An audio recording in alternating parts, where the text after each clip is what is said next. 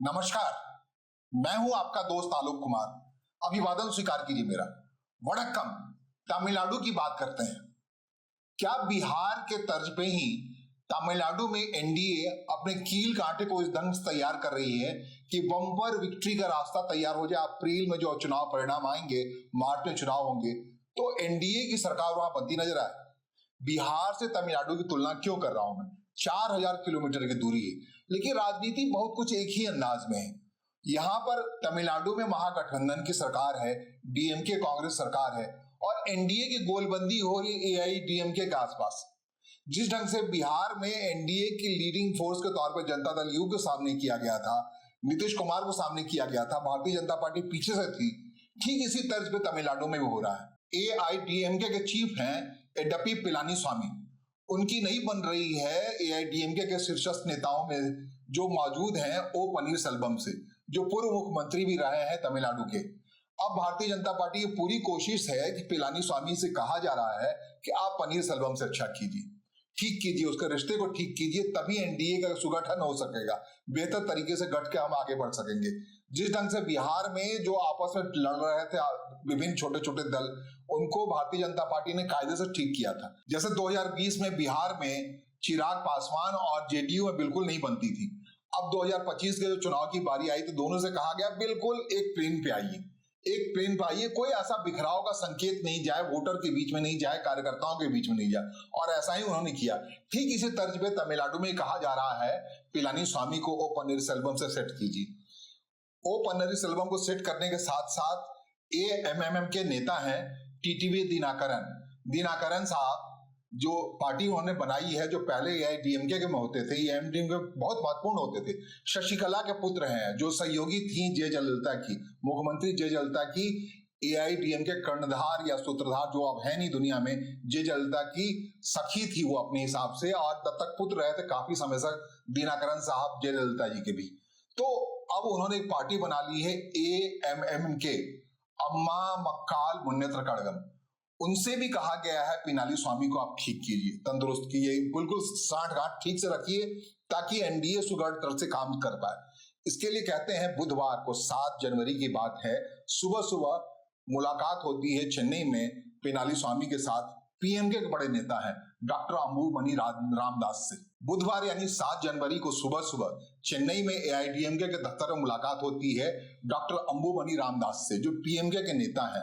उनके पिता एस रामदास भी अलग हो गए थे पिछली बार पीएमके से, 2 अलग अलग गठबंधन में चला गया था, उस बार एनडीए से अलग हो गए थे, रामदास और अंबुमणि रामदास रह गए थे। दोनों को कहा एक होइए, और एक होने के बाद उनको कहा एआईडीएमके के दफ्तर में जाइए, वहां एआईडीएमके के अध्यक्ष पलानीस्वामी से मुलाकात कीजिए। और पलानीस्वामी से इस महत्वपूर्ण मुलाकात के बाद पलानीस्वामी सीधे उड़ के दिल्ली चले आते हैं। शाम में उनकी मुलाकात होती है गृह मंत्री अमित शाह से।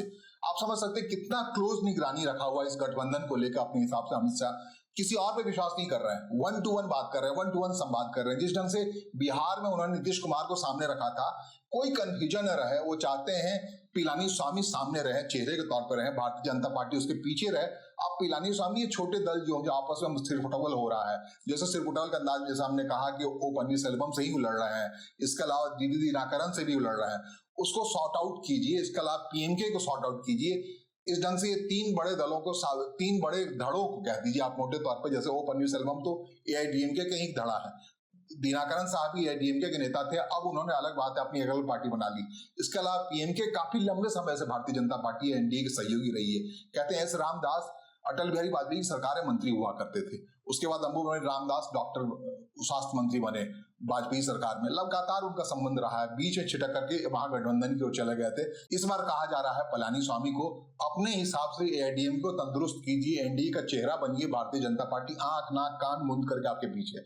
इसके अलावा एनडीए के घटक में एक और पार्टी है वहां पर, डीएमडीके, एक्टर विजयकांत की पार्टी। एक्टर विजयकांत अब दुनिया में नहीं है, उनकी पत्नी प्रेमलता विजयकांत देख रही है इस पार्टी को। उनसे भी कहा गया है पलानीस्वामी को आप ठीक कीजिए, तंदुरुस्त कीजिए, परफेक्ट कीजिए, एक सांचा गढ़िए। जैसे 5 पांडवों के अंदाज में बिहार में एनडीए उतरा था, उसी अंदाज में एकजुटता के यहाँ 6 या 7 पार्टी हो जाएंगी, छोटी छोटी पार्टियां, तब इकट्ठे होइएगा, तब महागठबंधन के इस किले में भेद दिखवाएंगे आप। और महागठबंधन किले को भेदने के लिए कह रहे हैं इस पिलानी स्वामी की मजबूती के साथ साथ अभी त्रिची में महासम्मेलन कराए हैं, अमित शाह खुद जाकर के 2 दिन वहां रुके हैं और वहां पिलानी स्वामी से उनकी मुलाकात नहीं हुआ। पिलानी स्वामी से कहा गया फोन पे संवाद करके पहले आप एनडीए घटक दलों को ठीक कीजिए, तब भारतीय जनता पार्टी के पास आइए, आपको हम एनडीए का चेहरा बनाएंगे। ठीक उसी अंदाज में जैसे बिहार में हमने नीतीश कुमार को बना रखा है, यहाँ भी हम एआईडीएमके को चेहरा बना रखेंगे। लेकिन इसके लिए ज्यादा जरूरी है आप एआईडीएमके के जो घटक है, जो 2-3 बड़े नेता हैं, उनसे सामंजस्य कायम कीजिए, उनका विश्वास अर्जित कीजिए, उनसे धोखे वाली बात नहीं होनी चाहिए। तब जब आप एकजुट होंगे तब जाकर के भारतीय जनता पार्टी आपके पीछे खड़ी होगी और उसके बाद भारतीय जनता पार्टी का बाकी काम जो है वो आसान हो जा रहा है। क्यों आसान हो जा रहा है? जिस ढंग से बिहार में महागठबंधन के अंदर फूट था, यहां भी तमिलनाडु में भी देखा जा रहा है कि जबरदस्त फूट है। वहां पे कांग्रेस पार्टी जो डीएमके सरकार की सहयोगी पार्टी है, अलायंस पार्टनर है महागठबंधन में, वो सरकार में शामिल नहीं है। लगातार कांग्रेस के अंदर ये बात हो रही है कि क्यों नहीं अकेले चुनाव लड़ा जाए। भारतीय जनता पार्टी जितना हिम्मत कर पा रही है उस सुदूर राज्य में जहां कुछ नहीं थे, केवल 4 विधायक हैं उसके, इस बार बड़ी मुश्किल से आए हैं, इस बार पूरे तरीके से तैयारी कर रही है 120-130 सीटों पर लड़ने के लिए। तब कांग्रेस पार्टी क्यों नहीं लड़ना चाहती है? क्यों पिछलग्गू बनी रहना चाहती है डीएमके के, उस डीएमके की जिसने अपना अस्तित्व ही कायम किया है एंटी कांग्रेस वेव पे सवार होकर। एंटी कांग्रेस वेव की जब बात कर रहा हूं तो मैं 67 कुछ आंदोलन की बात कर रहा हूं, जब अपने हिसाब से करुणानिधि साहब चले आए थे एंटी हिंदी अभियान चला करके। उसने तमिलनाडु से हिंदीवादी या राष्ट्रीय अस्मिता वाली जितनी पॉलिटिकल पार्टी थी उनके खिलाफ बड़ा आंदोलन चलाया था और वहां पे क्षेत्रीयता का दावा बुलंद हुआ था। क्षेत्रीय अस्मिता के नाम पे डीएमके की सरकार बनी थी, द्रविड़ मुनेत्र कड़गम की। उसी को कैरियर फॉरवर्ड करते हुए उनके बेटे एमके स्टालिन अभी मुख्यमंत्री हैं, लीड कर रहे हैं वहां पर महागठबंधन को, या मोटे तौर पर डीएमके के अध्यक्ष हैं वो, और वो चाह रहे हैं उनके बेटे जो है उदयनिधि स्टालिन जो उप मुख्यमंत्री है सरकार में, इस बार चाह रहे हैं उदयनिधि के हाथ में पूरी सरकार सौंप दे। अब कांग्रेस पार्टी कह रही है जिस डीएमके का अभ्युदय ही कांग्रेस के खिलाफ हुआ है उसके पीछे ही लगे रहने क्या बात है, और उस सूरत में लगे रहने क्या बात है जो सरकार में कोई स्टे ही नहीं देती, कोई हिस्सा नहीं देती है कांग्रेस पार्टी को, सरकार में शामिल ही नहीं करती, केवल सहयोगी भूमिका में रखती है, तो उसके साथ रहे नहीं रहे क्या फर्क पड़ता है। ठीक ऐसा ही कंफ्यूजन बिहार के अंदर में था। तेजस्वी को नेता माना जाए या नहीं माना जाए, कांग्रेस पार्टी के अंदर बड़ा विशद झमेला था। आखिरी मोड़ पे जाकर के बड़ी मुश्किल से तेजस्वी को नेता माना था और इस अटर कंफ्यूजन में वहां पे एनडीए प्रचंड बहुमत से जीत आई थी, 202 सीटें आ गई हैं वहां।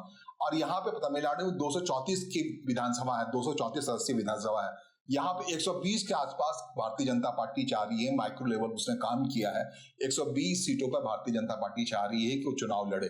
120 सीटों, उसके अलावा रेस्ट रह जाता है 110 के आसपास, वो अपने हिसाब से एआईडीएमके इस विश्वास के साथ लड़े कि अगर सरकार बनानी होगी तो चेहरा एआईडीएमके का होगा, पिलानी स्वामी का होगा। इस बात में कितनी सामंजस्य हो पाती, बात बन पाती। लेकिन भारतीय जनता पार्टी की इस बार चेन्नई में या मद्रास में या तमिलनाडु में कहना है कि 100 से ज्यादा सीटों पर चुनाव लड़ेगी। एक वेव सा क्रिएट कर रखा है। कह रही इस बात को तस्दीक करने के लिए, इसको मुकम्मल करने के लिए, इसकी कांटे को मुकम्मल करने के लिए इस महीने मतलब 22-24 जनवरी के आसपास प्रधानमंत्री का सीरीज ऑफ रैलीज हैं तमिलनाडु के अंदर में, त्रिची में, अलग अलग जगहों पे, जहां जहां मदुरई वगैरह तमाम जगहों पे। अब कहां कहां होना है, लेकिन कह रहे सीरीज ऑफ रैलीज हैं जिसमें कायदे से डीएमके सरकार के भ्रष्टाचार को उभारा जाएगा, उसके वंशवाद की राजनीति को उभारा जाएगा और एक वेव क्रिएट किया जाएगा एनडीए के हक में। ये प्रधानमंत्री की रैली से पहले ही चाहते हैं अमित शाह कि एनडीए का फार्मूला जो है, जिस फार्मूले में बात हो रही है एआईडीएमके लीड करे, भारतीय जनता पार्टी उसमें शामिल हो, उसके अलावा पीएमके उसमें शामिल हो, डीएमके शामिल हो, एएमएमके शामिल हो। एक बात और निकल के आ रही है भारतीय जनता पार्टी के हल्के से, इस बार तमिलनाडु के चुनाव में बेहद जो एक्टिव व्यक्ति है या जिसपे सबसे ज्यादा फोकस है वो एक्टर जोसेफ विजय है। जोसेफ विजय के पीछे पूरी कहते हैं कि एक पूरा रिदम है, फिल्मी दुनिया से उन्होंने संन्यास ले रखा है, जननायक उनकी फिल्म स्क्रीन पे लगी पड़ी है, ठीक रजनीकांत के अंदाज में या रजनीकांत से बेहतर अंदाज में, कमल हासन के अंदाज में कहिए या फिर कहिए एमजी रामचंद्र के अंदाज में। विजय के पीछे लोग, खड्डूर की रैली में, विजय की रैली में बड़ी भगदड़ हुई थी, उसके बावजूद उसकी रैली इतनी सफल हो रही है कि बड़े कायदे से वो अपने हिसाब कह रहे हैं इस बार अगर कोई आ रहा है तो एक्टर विजय वहां चले आ रहे हैं। एक्टर विजय की बात कर रहे हैं, जोसेफ विजय नाम है इनका, जोसेफ विजय राजेंद्रन, अपने हिसाब से वहां चले आ रहे हैं। अगर वो चले आ रहे हैं, अगर ऐसा साफ लग रहा है तो भारतीय जनता पार्टी का कहना है कि भाई अगर एआईडीएमके अगर दाएं बाएं कर रही है तो एक बात तो उससे भी की जाए, जबकि उनका अस्तित्व, एक्टर विजय का अस्तित्व ही इस बात पे है कि एंटी बीजेपी मूव पे है, एंटी मूव है, उनका लीनियंसी लेफ्ट के प्रति है, उनका लीनियंसी डीएमके का जो वोट है उसमें हिस्सेदारी लेने का है। अगर ऐसी नौबत आ रही है, क्लियर कट दिख रहा है ग्राउंड पे अपने हिसाब से उनकी पार्टी का नाम है टीवीके। टीवीके को भारी सफलता मिलती हुई दिख रही है अगर आफ्टर विजय की। तो भारतीय जनता पार्टी अगर हो तो ये भी बात हो रही है अलग हल्के से कि अलायंस कर लिया जाए, विजय को समझा दिया जाए, भाई आप भी डीएमके के खिलाफ हो, मैं भी डीएमके के खिलाफ हूं, तो उसको सत्ता से हटाना तो आइए साथ हाथ मिलाइए। लेकिन ये बात तब जाकर बनेगी जब एक्टर विजय इस बात के लिए तैयार हो कि भारतीय जनता पार्टी के साथ वो सांठगांठ कर सकते हैं, क्योंकि पूरी उनकी जो विचारधारात्मक लड़ाई है, जो ग्राउंड है, वो एंटी बीजेपी है। वो खुद क्रिश्चियन कम्युनिटी से हैं, तो उसका अलायंस भारतीय जनता पार्टी से हो पाएगा या नहीं हो पाएगा, ये एक बड़ा सवाल है। इस सवाल का जवाब केरल जाके मिलता है, जहां केरल में कहते हैं क्रिश्चियन मिशनरी के साथ भारतीय जनता पार्टी ने बेटर सांठगांठ कर लिया है, जो आने वाले चुनाव में उसके नतीजे में दिखने वाला है। और जिस ढंग से तिरुवनंतपुरम की जो मेयरशिप भारतीय जनता पार्टी ने हासिल की है, उसमें बड़ा योगदान है इस नए अलायंस का।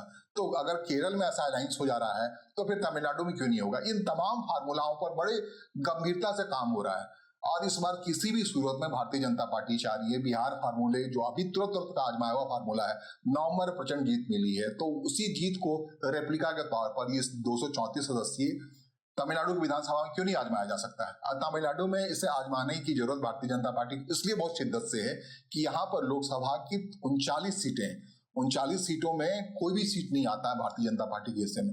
अगर इस बार वहां विधानसभा में एनडीए की सरकार बन जाती है तो 2029 में होने वाले लोकसभा चुनाव में इस बार भारतीय जनता पार्टी चाहती है एक अच्छा स्ट्राइक रेट हो, जहां बहुत सारे राज्य हैं, केरल, तमिलनाडु जैसे राज्य हैं, जहां भारतीय जनता पार्टी का संख्या शून्य होता है लोकसभा में, और खुद को राष्ट्रव्यापी पार्टी कहने के लिए जरूरी है हर प्रांत में उसका कोई न कोई उम्मीदवार या लोकसभा सदस्य हो।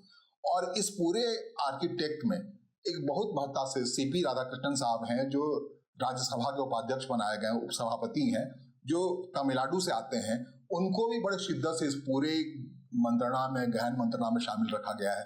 किस ढंग से पैर पसारती है भारतीय जनता पार्टी एनडीए के आड़ में तमिलनाडु में, इसे हम भी देखेंगे, आप भी देखेंगे, और इस बारे में जो भी डेवलपमेंट होगा उससे आपको रह के मैं अवगत कराने की कोशिश करूंगा। फिलहाल मुझे सुनने और समझने के लिए आपका आभार, नमस्कार, धन्यवाद।